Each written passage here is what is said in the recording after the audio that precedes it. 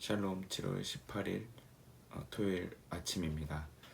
한 주간도 평안하셨는지 모르겠습니다. 오늘 이 아침에도 주님께서 주시는 말씀과 그리고 은혜가 우리를 새롭게 하는 시간 되시길 소망합니다. 오늘은 2주 전에 이어서 그날이 온 것처럼 살아가는 공동체라는 제목으로 이사야서 12장 후반부를 한번 살펴보고자 합니다.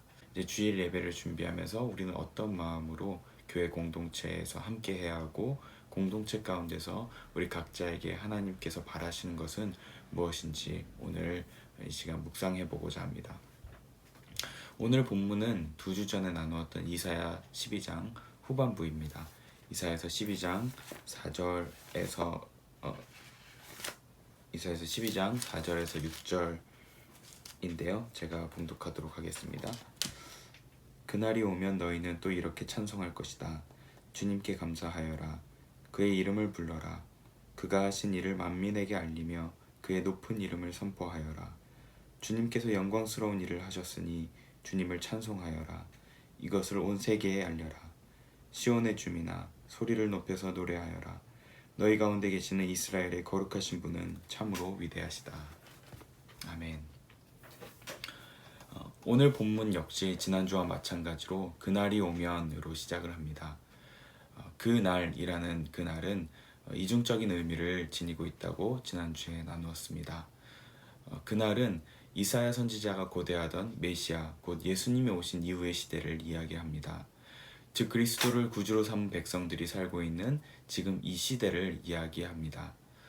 그러나 두 번째로는 동시에 곧 이 땅에 완성될 하나님 나라가 임하는 그 시기를 이야기합니다. 즉 우리 모두는 그날이 되면 이곳에 나타난 이 고백을 할 수밖에 없다고 이야기하는 것입니다. 그러므로 우리는 지금 여전히 고난이 있고 불완전한 세상에서 이사야서의 이 고백을 믿음으로 우리가 고백할 수 있고 행할 수 있는 것입니다. 오늘 본문은 성도들이 그날이 오면 무엇을 한다고 이야기하고 있는지 동사들을 정리해 봄으로 우리가 살펴볼 수 있습니다. 그 동사들은 감사, 주님을 부름, 가르침, 선포, 찬송 등으로 정리할 수 있습니다. 이렇게만 보면 이 말씀은 2주 전의 말씀과 굉장히 유사해 보이기도 합니다. 감사하고 찬양하며 하나님께 나아가는 삶을 살아야 한다는 점에서 지난주 12장 전반부의 모습과 굉장히 유사합니다. 그러나 자세히 살펴보면 이 예언의 대상이 조금 바뀝니다. 12장 1절 전반부 초반부에 보면 이렇게 되어 있습니다. 그날이 오면 너는 이렇게 찬송할 것이다. 이렇게 시작합니다. 전반부는 이런 식으로 너희는 이라고 말하면서 개인의 신앙의 중요성을 굉장히 강조하고 있습니다. 그러나 오늘 후반부에 등장하는 4절부터 살펴보면 이렇게 표현되어 있습니다. 그날이 오면 너희는 또 이렇게 찬송할 것이다 라고 표현되어 있습니다. 즉 12장 1절에는 너는 이렇게 찬송할 것이다 라고 이야기하지만 12장 4절에는 너희는 또 이렇게 찬송할 것이다 라고 이야기합니다. 즉 전반부는 개인의 신앙의 중요성을 강조하고 있지만 후반부는 공동체적 신앙의 중요성을 강조하고 있는 것입니다. 그도 그럴 것이 4절 후반부부터는 내용을 잘 살펴보면 내용을 살펴볼 때 등장하는 동사의 형태를 보면 우리가 동사의 형태를 주목할 필요가 있습니다. 그 단어들은 이와 같습니다.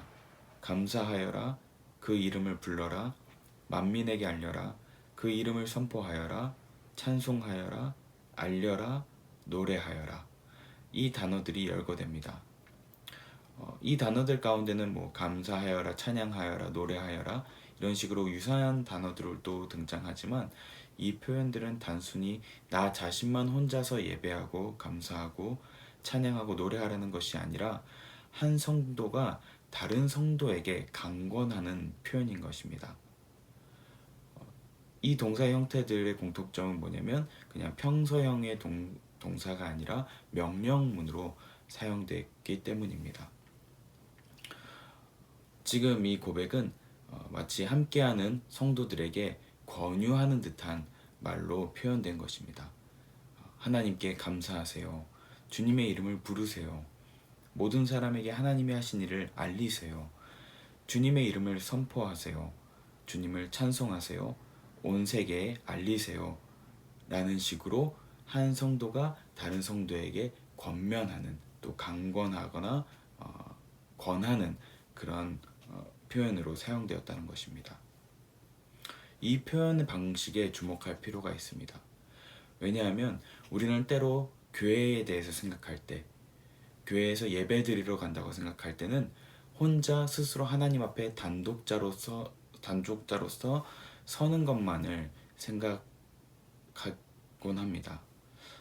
그러나 예배는 혼자 주님과 독대하는 것뿐만 아니라 함께하는 성도들과 나눔이 있는 시간이라는 것입니다.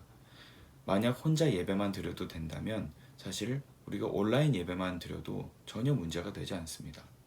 그러나 진정한 교회 공동체는 삼위일체 하나님께서 연합을 보여주셨듯이 늘 끊임없이 성도들 간에, 그리고 하나님과 함께 삼각형을 이루면서 함께 끊임없이 소통하는 곳이 바로 교회입니다. 그렇다면 함께 예배하는 공동체에는 무엇을 가지고 소통해야 하는 것일까요? 그것이 오늘 본문에 잘 나타나 있습니다. 4절과 5절을 함께 다시 읽어보면 이와 같습니다. 그날이 오면 너희는 또 이렇게 찬송할 것이다. 주님께 감사하여라. 그의 이름을 불러라. 그가 하신 일을 만민에게 알리며 그의 높은 이름을 선포하여라. 주님께서 영광스러운 일을 하셨으니 주님을 찬송하여라. 이것을 온 세계에 알려라. 우리가 공동체 안에서 나눠야 할 두 가지가 4절과 5절에 등장하고 있습니다. 4절에 보면 이런 표현이 되어 있습니다. 주님께 감사하여라. 그의 이름을 불러라. 그가 하신 일을 만민에게 알리며. 그가 하신 일을 만민에게 알리라 라고 하고 있습니다. 하나님께서 저와 여러분에게 하신 일을 다른 사람에게 알리라는 것입니다. 그것이 우리 전 인생 가운데 크게 역사하셨던 하나의 단순한 사건이 되었든, 혹은 일주일간 살아가면서 매일매일 나와 동행하셨던 그 하나님이든 그 모습을 지체들과 소통하라는 것입니다. 우리의 일상을 나누는 것뿐만 아니라 우리의 최대 관심사 혹은 우리의 어려움 등을 나눌 뿐만 아니라 무엇보다도 우리의 대화 가운데, 교제 가운데 가장 핵심이 되는 주제는 바로 주님께서 우리에게 하신 일을 나누는 것이라는 것입니다. 오늘 한 주간을 정리해보고 마무리하시면서 한번 생각해 보실 때 여러분의 삶 가운데서 하나님께서 하신 일이 무엇입니까? 하나님께서 지금 여러분에게 무엇을 바라고 계십니까? 가정 가운데서, 혹은 자식들에게, 혹은 부모님에게, 그리고 여러분의 직장과 미래에 결정해야 할 모든 것들 가운데 하나님께서 어떻게 하길 바라고 계십니까? 그리고 하나님께서 그 일상 가운데 어떻게 인도하고 계십니까? 그리고 여러분에게 한 주간 동안 깨닫게 하신 것이 무엇입니까? 지금도 살아계셔서 역사하고 계시는 그 사건은 무엇입니까? 이러한 것들을 우리는 공동체 가운데서 지체들과 함께 나눠야 하는 것입니다. 그것을 위해서 우리에게 공동체를 허락해 주셨습니다. 우리 각자 인생 가운데 개입하시는 것을 우리가 기억하는 것, 우리가 스스로 혼자 생각하는 것에서 멈추지 않고 우리가 신뢰할 수 있는 우리 옆에 있는 지체들에게 우리의 삶 가운데 개입하시는 하나님을 나누고 함께 기도해야 하는 것입니다. 그것이 우리가 첫 번째로 하나님께서 우리에게 허락하신 공동체 가운데 나눠야 하는 내용인 것입니다. 그리고 두 번째는 5절에 또 나타나 있습니다. 5절에 보면 이런 표현이 있습니다. 주님께서 영광스러운 일을 하셨으니 라는 표현이 있습니다. 이 표현은 옛날 번역인 개역개정 번역을 보면 이런 표현으로 되어 있습니다. 여호와께서 지극히 아름다운 일을 하셨으니 라는 표현을 합니다. 극히 아름다운 일이라고 합니다. 그것을 놓고 찬송하고 온 세계에 알리라고 이야기합니다. 극히 아름다운 일이 무엇일까요? 그것은 다름 아닌 바로 우리를 구원하신 사건을 이야기합니다. 바로 예수 그리스도를 알리라는 것입니다. 그것을 혼자 알고 있는 것으로 그치지 말고 그 이름을 찬송할 뿐만 아니라 다른 누군가에게 알리라고 이야기합니다. 왜 이렇게 성경은 다른 종교와 다르게 이 복음, 이 놀라운 소식을 끊임없이 전하고 알리라고 할까요? 혼자 믿고 구원받으면 됐지 왜 자꾸 가르치고 교육하고 다른 사람에게 전하라고 할까요?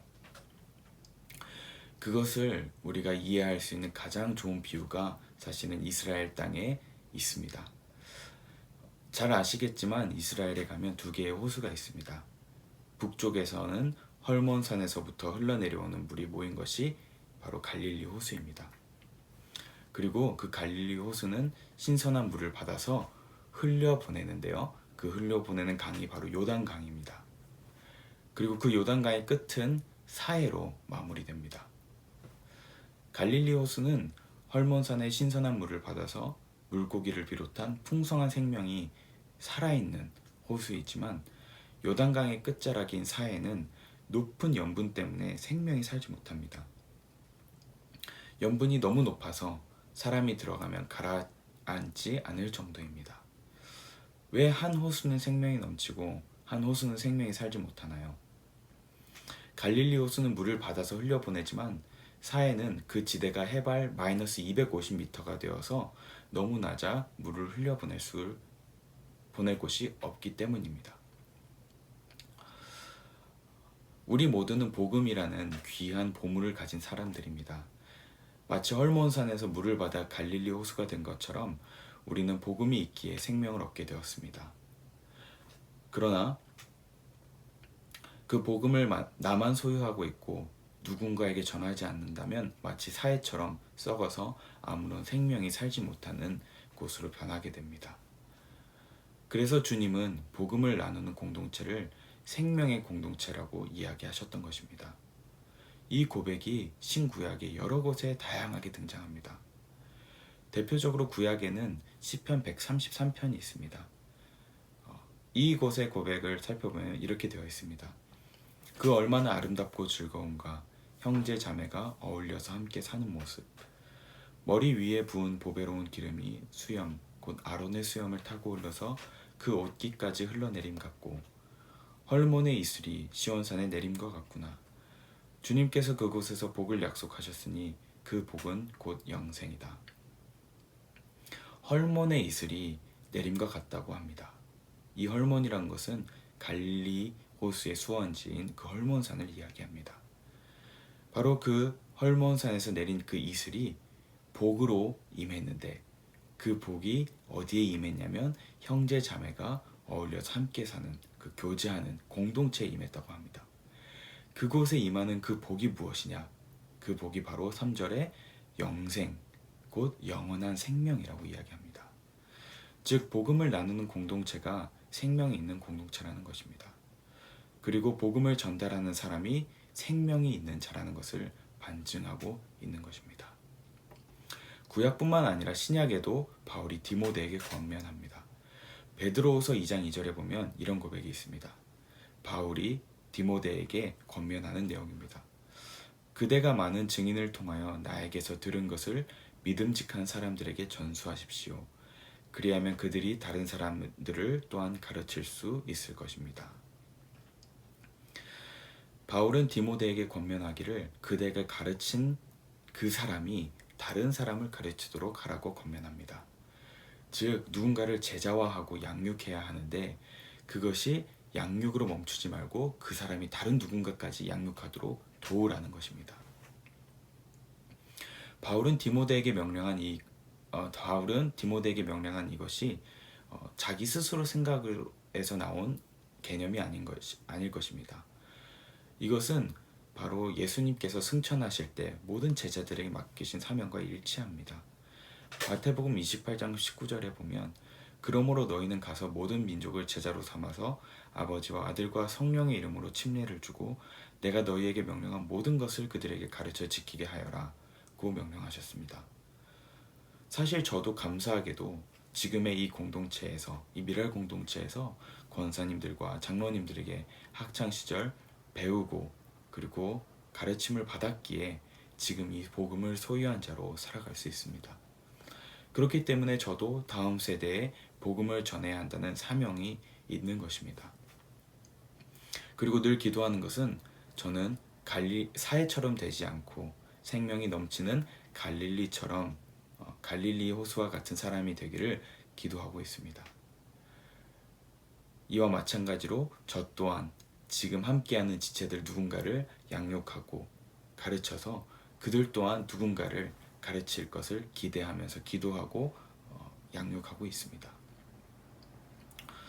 말씀을 마치겠습니다. 점점 한국 교회의 성도 수는 줄어들고 있고 전 세계적인 팬데믹으로 인해서 교회는 점점 위축되고 있습니다. 교회가 바이러스의 진원지라는 이미지까지 생겨나고 있는 이 시점에서 어쩌면 하나님께서는 진짜 믿음이 있는 자가 누구고 진짜 예수님을 따르는 자가 누군지 알곡과 쭉정이를 가르고 계시고 있는지는 모르겠습니다. 이럴 때일수록 진짜 교회가 어떤 곳인지 드러나게 될 것이고 그 교회가 곧 이스라엘의 남은 자처럼 될 것입니다. 계시록 3장에 보면 4대 교회에 예수님께서 요한을 통해서 편지를 보내십니다. 그 편지에 보면 이런 고백이 있습니다. 나는 내 행위를 안다. 너는 살아 있다는 이름은 있으나 실상은 죽은 것이다. 라고 예수님께서 말씀하십니다. 그리고 다음에 이렇게 이어가십니다. 깨어나라. 그리고 아직 남아있지만 막 죽어가는 자들을 굳건하게 하여라. 그리고 이어서 3절에 말씀하십니다. 그러므로 내가 그 가르침을 어떻게 받고 어떻게 들었는지를 되새겨서 굳게 지키고 회개하여라. 계시록 3장에 있는 4대 교회에도 비슷한 말씀을 하십니다. 깨어나라. 그리고 죽어가고 있는 자들을 굳건하게 하여라. 그러면서 강조하시는 것이 네가 가르침을 받았는데 그 가르침을 어떻게 받고 어떻게 들었는지를 되새겨서 다시 돌이키라고 말씀하십니다. 어쩌면 지금 이것이 오늘 한국교회에 우리에게 필요한 말씀인지 모르겠습니다. 정말 교회가 되는 것, 진정한 교회 공동체가 되는 것, 나 혼자만 주님께 예배드리는 것이 아니라 나 혼자만 주님 앞에서 깨어있는 것이 아니라 누군가를 양육하고 깨우치고 그리고 잠자고 있는 자들을 일으키는 것, 그것이 진정한 교회에, 특별히 지금 이 시대에 교회가 필요로 하는 사역이 아닌지 모르겠습니다. 이제 내일 우리가 또 주일 예배로 함께 모여서 예배를 드립니다. 혹여나 마음속에 내가 누군가를 양육해야겠다는 마음이 드신다면 그 마음 그대로 받고 누군가를 위해서 기도하실 뿐만 아니라 담대하게 하나님의 마음으로 그들에게 다가가 주시길 바랍니다.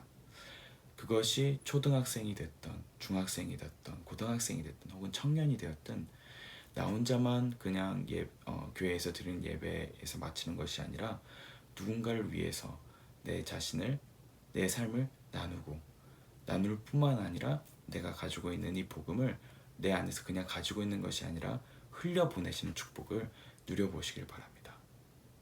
사실은 어제 목사님께서도 매일 말씀 묵상을 통해서도 권면해 주셨습니다. 내가 누군가에게 복음을 전하고 가르칠 때 진정한 기쁨이 있다고 합니다. 그 기쁨과 축복을 저와 여러분들이 누리시는 그 시간이 이 미랄 공동체에 있기를 바랍니다. 이제는 우리 이 공동체에서 단순히 우리 자신과 하나님과의 관계를 집중하는 것뿐만 아니라 이제는 누군가를 세우고 양육하고 그리고 누가 오더라도 복음으로 맞이할 수 있는 그런 공동체가 되기를 소망합니다. 오히려 이런 위기의 시간 가운데 마치 그날이 온 것처럼 우리 모임 가운데 하나님께서 분명히 살아계심을 드러내는 공동체가 되기를 기도합니다. 다 같이 기도하시겠습니다. 사랑의 하나님 감사합니다.